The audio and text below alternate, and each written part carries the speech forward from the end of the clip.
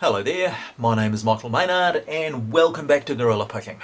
Now, what I'd like to do for you today, guys, is review this Superlock Blocker, which is an Israeli lock, a pin-and-pin lock, which I think is absolutely fantastic. I have never seen a lock quite like this, and I've had it sitting around for about 6 months.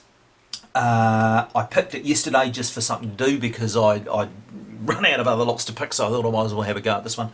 And what I discovered was that it has got some absolutely fantastic, some really well thought out features. Now, I can tell you now and for a fact, if I lived in Israel, I would have this lock on my front door without any hesitation whatsoever. The one thing that it's missing, and I'm going to get this out of the way up front, it is a Euro profile lock and it doesn't have any anti-snap mitigation. Now, I'm not really entirely sure why that is. I've never actually seen an Israeli lock that has proper anti-snap features in actual fact. So I'm guessing it's maybe not such a big deal over there. But it has drill protection. It has incredibly clever pinning. This pinning, it took me an hour or two last night to work out how this pinning worked. But the pinning is absolutely fantastic, and it is a beautifully and very solidly made lock. Just to get another couple of things out of the way, in terms of drill protection, it has two anti-drill elements embedded in the lock itself. The pins are steel, so they are proof against drilling there as well. This would be a virtually impossible lock to bump for reasons I'll talk to you about in a minute, and it is a very, very difficult lock to pick as well. So it has got anti-bump and anti-pick protection absolutely galore. Now, before I get into the guts of this thing, I just want to say one or two bits about the other bits and pieces of the lock, which are over here. Now, it is this particular one is a thumb turn. So this is the gubbins that came out that operates the thumb turn. It's got a cogwheel instead of a cam. That is a dead giveaway for an Israeli lock. Virtually all Israeli locks have that. So there's all the bits and pieces for the thumb turn. Good and solid, nothing wrong with it. And that's about all I want to say about that part. Now, let's talk about the pinning on this thing, because the way that this lock is designed, it is just mind-boggling. Now, like many Israeli locks, this thing is a pin-in-pin. So mul-t-lock, as I'm sure you know, originated in Israel. So did Rav Bariak. Rav Bariak, in fact, were the ones who put together the mul-t-lock concept in the first place. Virtually all ordinary key type locks in Israel are dimples, and very many of the dimples are pin and pin. So this is actually a fairly standard sort of a format for an Israeli lock. And again, if I was in Israel, by God, I would be happy with this. I wouldn't put it on a door in New Zealand because this is probably the only one of these in the country. So there's no support for it. The locksmiths wouldn't know what to do with it. But certainly in Israel, if you were using this, then you'd be protected. So let's talk about that. With that in mind, let's figure out how this thing protects you. It is called the Blocker. So if I can get the light right on this, you'll see it says Syntac Limited. Syntac are the distributors. Blocker is the model of the lock, and SL Superlock are the manufacturers. You'll see their web address up there, sls.co.il for Israel. Now, it works on the principle of a multi-lock interactive. Now, for those of you guys who have seen multi-lock interactives, the key on those has what's called an active element. So if you look at that key, you will see that there are 5 pin-in-pin chambers here. 1, 2, 3, 4, 5. Okay. 4 of which are conventional, but one of which is this weird looking thing here that actually pokes out the top of the key. So it pokes up proud out of the surface of the key, and it's actually spring loaded. So I can poke that with my finger, and you might, if the video will let me get the angle right, you might see that bouncing up and down. So what we've got there is an active element, and what that does, it allows the pin in this chamber, pin 2 in this case, to be poked far higher up into the body of the lock than a normal key can manage. So if you put a normal key blade in here that doesn't have one of these active elements, you will not be able to open this lock no matter what you do. And here is here's pin 2. So this is the very short little outer pin that it's got, and that is the even shorter inner pin that it's got. So that little inner pin is the one that gets poked right up into the core of the lock. Now, it gets far better than that, folks. It really is cunning. So that's the 5 pin and pin elements, okay? But this thing's called the blocker. What's the blocker all about? Well, the blocker is a 11th pin on the bottom of the lock. Now, it's captive. So here are our 5 pin and pin elements up the top here in the Bible where they normally live. They come out in the normal manner. But down here, captive in the bottom, you'll see big diameter, large diameter pin there that I'm poking with my tweezers there. You can see that I can depress that into the lock body. How does that work?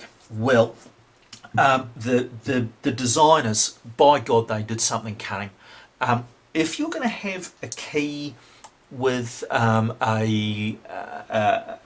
active element, and if you're going to have that key reversible, so you can stick it in this way up or that way up, that means that you're going to have another set of bitting and another active element on the bottom of the key, doesn't it? So let's insert our key into the lock. Here's our active element here, okay, and right enough, that active element, you can see it poking up in chamber 2 there, okay, but we've got that other active element, by God, it's down here. So here we are now on the bottom of the lock, and you'll see that there is a little notch here, exactly the same diameter as that blocker, all right? And in order for the active element, which is here, remember, in order for that active element to be able to poke the blocking pin down at the bottom, there is actually a tiny connecting pin, this thing here, which is only a couple of millimeters long. So that has no bitting function, okay? So that thing there, you don't have to pick it so much, as all it does is transmits force from the key down to the blocking element down at the bottom of the lock. And so the little, what's the name here, pokes that connecting rod, the connecting rod pokes the blocking element down there, and at that point we can turn the core.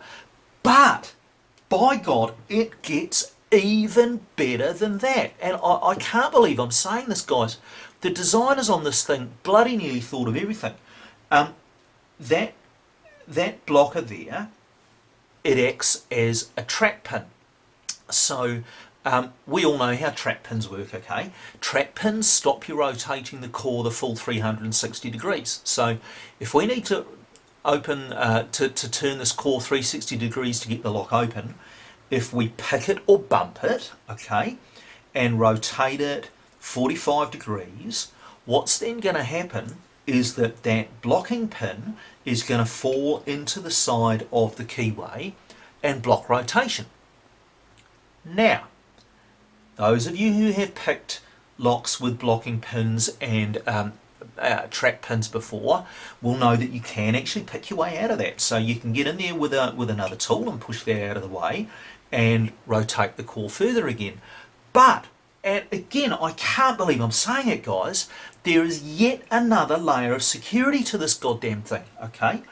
When we rotate it round another 180 degrees, the goddamn core locks solid again. And when I was trying to pick this the first time round, I thought what was happening was that the blocking pin was falling into something on the side of the core here. But when you look at it, there's nothing there for it to fall into. So, well, what the hell's happening? And what is happening is that pin 2 is falling into the little hole that used to be on the bottom there with the communicating pin in it and trapping it up at the top of the lock. Now, I want to show you something here. They have designed pin 2 specifically to do that. So here is pin 1, 3, 4 and 5. They are all the same. So, every single one of these pins is a mushroom, by the way. There is absolutely no pin on this lock that isn't a security pin. Bloody difficult to pick in actual fact. But anyway, getting sidetracked. Here we go. Here is pins 1 and 2 side by side. Now, pin 1 is the same as all the rest of the pins except for pin 2, and it has got the centre pin here has got a smooth top to it. Not so pin 2. Pin 2 has got a lip, and I'm just going to see if I can zoom in on that and give you guys a real good view of that. I am having trouble framing this new camera of mine, guys, so please excuse me while I get this framed and focused properly, because what I want to show you is that we have got a little lip. There we go. We have got a little lip on that pin right there, and that little lip catches into the hole, not up here, but there on that core. So you've got to pick out of that to get this to rotate the full 360 degrees. It is absolutely stone cold brilliant. I have never seen a designer get that much mileage out of this kind of pinning. It is brilliant. So, having said all that, and having raved, look, I really want to rave about how good this thing is, okay? Having raved about it, what I'm going to do now is put it back together and pick it for you. And I won't show you putting it back together because I can't see the point in that, okay? But what I am going to do once I have put this back together is pick the thing, pick it through the full 360 degrees with all of those bloody little things that we've got to pick it in and out of, and then strip it and show you that I did it properly. So there you go, guys. We're 12 minutes into this already. I hope you're enjoying it. All right, I hope you're enjoying it as much as I am. We will put this together and pick it next. Back in a second. Okay, folks, well, we are back together and the lock is working beautifully. So just remember, we have got the interactive element on the top, we've got the blocking element down the bottom, and we've got the 5 pin and pin elements that we need to deal with as well. Now, we're going to get a bit of clockwise tension on there, and we're going to get in with my spooks tool dimple. 1. Click. 2 nothing. 3 nothing. 4 click. And a little bit of a turn there as well. Okay, so we're getting some bits and pieces set. Back to the start. 1. Clicking a little bit more of a turn. 2. Counter rotating.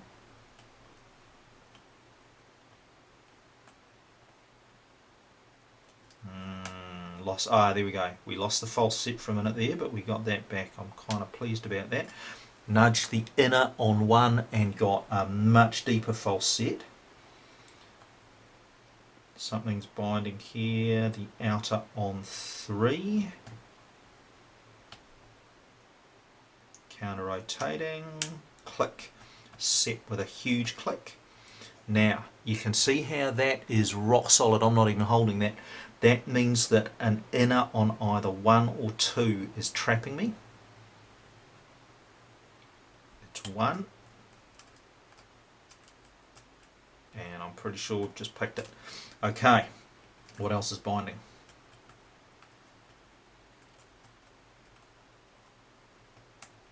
Answer, not. There we go, right, 1. Another click on the inner on 1. 2 feels set now. We've got a lot of pins setting here now.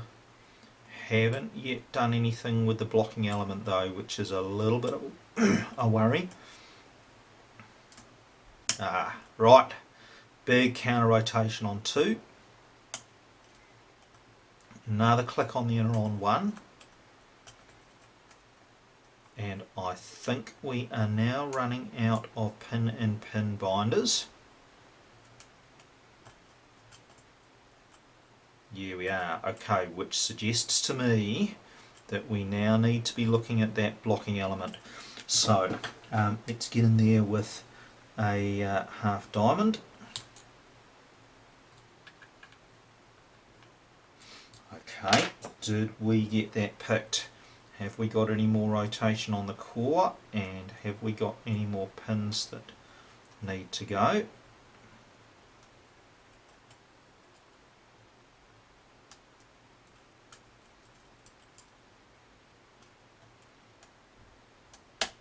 Yes, we have. Okay. Now, that massive false set that we're in there tells me that we have got either 1 or 2 inner pins left to go. So all we got to do now is find them without oversetting everything else.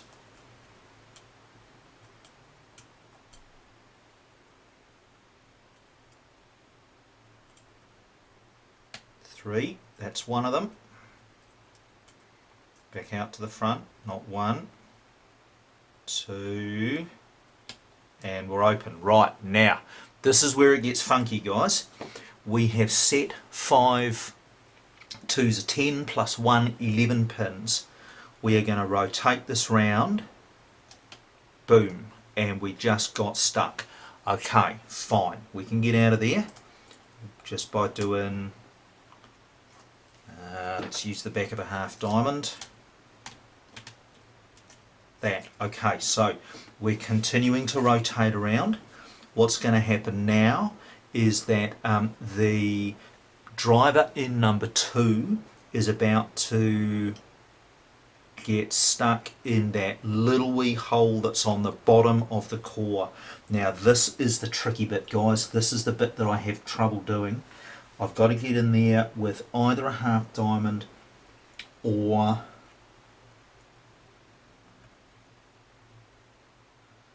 my flag, and I have got to pick myself out of this trap pin. It really is not easy, and I'm going to be honest, I'm just feeling for where I am at the moment.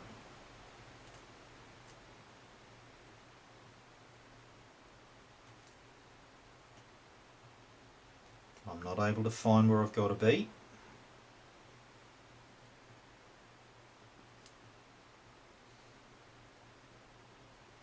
Let's back off the tension a little. And I might just have a look with the otoscope. Just give me a second here, guys. Okay, well I can see the goddamn pin. All I've got to do is get my pick onto it. Let's use the half diamond.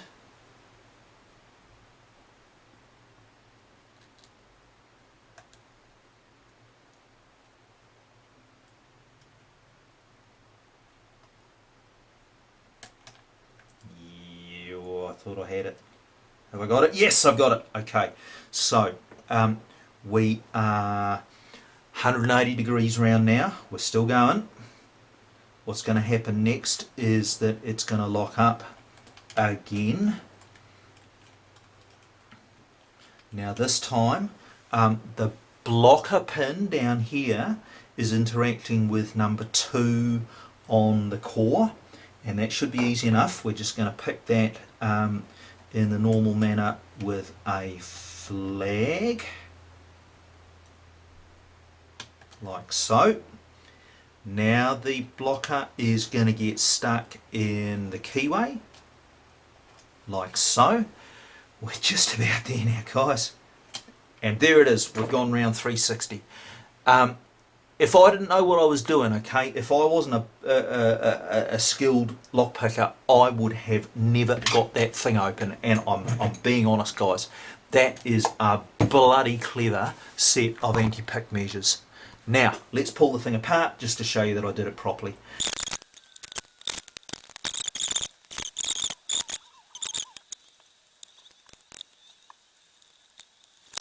Right, so there you have it, folks. We are back to where we started. I have rarely reviewed and picked a better lock than this. I have rarely seen a lock that has got so many anti-pick and anti-bump features in the one mechanism, and rarely seen a lock that is as simple as this, but that does so many things. So there you go, folks. I really hope that that you enjoyed that one. I thoroughly enjoyed working out how this lock works. I love it. I think it's a great lock, and again, if I was in Israel, I would use this lock on my front door. It is the Superlock Blocker. My name's Michael Maynard. This is Gorilla Picking. Thanks for watching me, guys, and please leave your comments on this little baby below.